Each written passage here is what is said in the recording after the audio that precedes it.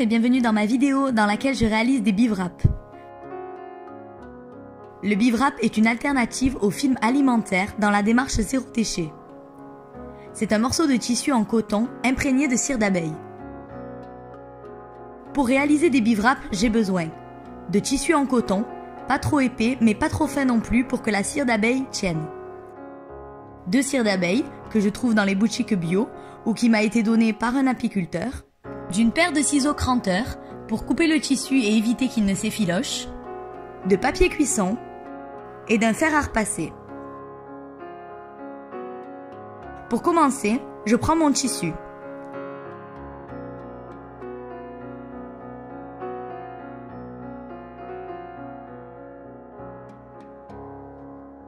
Je trace avec mon stylo effaçable à la chaleur des carrés sur le tissu.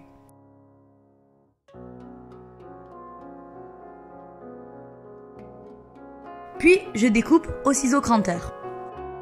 J'ai découpé 3 tailles de carrés. Le premier de 25 cm de côté, le deuxième de 35 cm de côté et le troisième de 40 cm de côté. Ensuite, avec du papier cuisson, je protège ma table à repasser.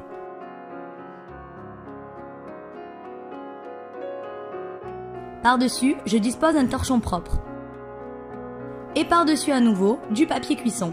Je protège vraiment bien parce que j'ai déjà ruiné 2 housses de table à repasser avec la cire d'abeille. Du coup maintenant, je prends mes précautions. Ensuite, je dépose l'un de mes carrés de tissu. Je prends la cire d'abeille, que j'ai achetée dans un magasin bio, qui se présente sous forme de pépites.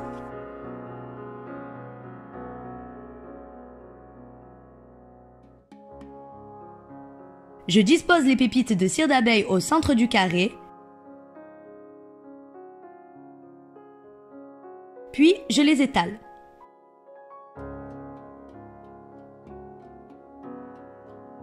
Par-dessus, je pose une feuille de papier cuisson.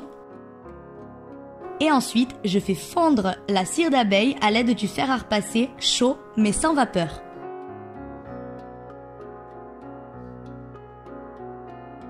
Avec le fer à repasser, je répartis la cire d'abeille sur toute la surface du tissu.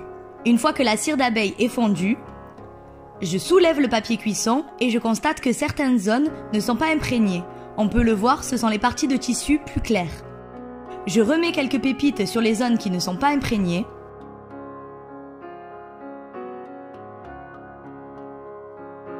Je place à nouveau le papier cuisson par-dessus. Et à nouveau, je fais fondre la cire d'abeille avec le fer à repasser.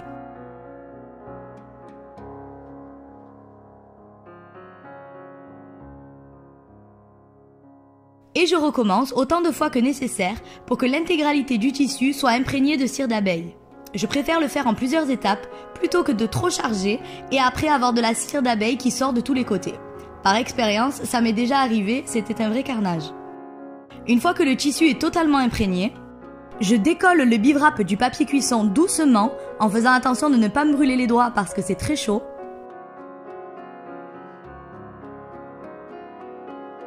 Puis je le pose sur le papier cuisson et je le laisse refroidir. Maintenant, je vais faire un nouveau bivrap en utilisant la cire d'abeille qui m'a été donnée par un apiculteur. Donc, je procède de la même manière. Je protège ma table à repasser. Je dépose le carré de tissu sur un papier cuisson.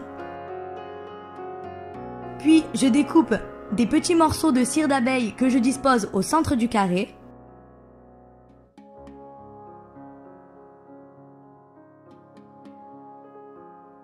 Comme précédemment, je dépose une feuille de papier cuisson par-dessus et je fais fondre la cire d'abeille à l'aide du fer à repasser.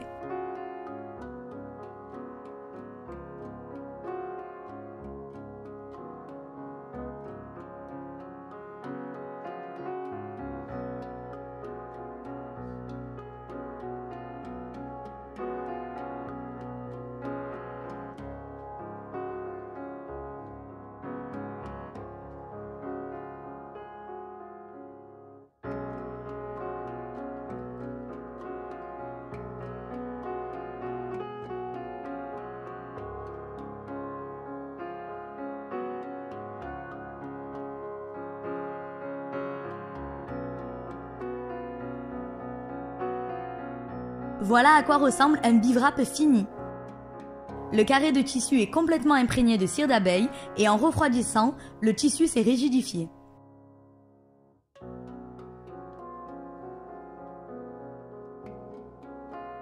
Et lorsque je le plie, il garde la forme.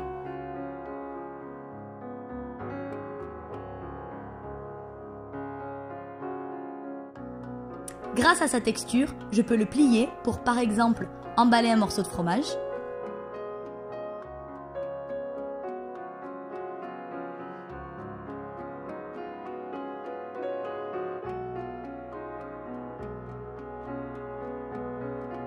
ou alors recouvrir un saladier.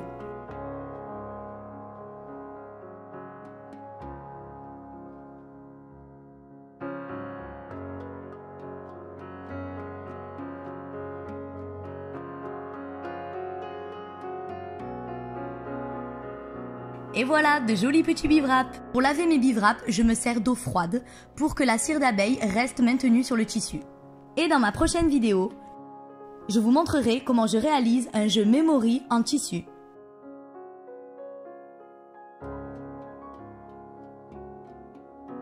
N'hésitez pas à liker ma vidéo si elle vous a plu, à me laisser en commentaire vos avis, vos idées, vos conseils et à vous abonner à ma chaîne si vous souhaitez voir mes prochaines vidéos. Merci à tous et à bientôt.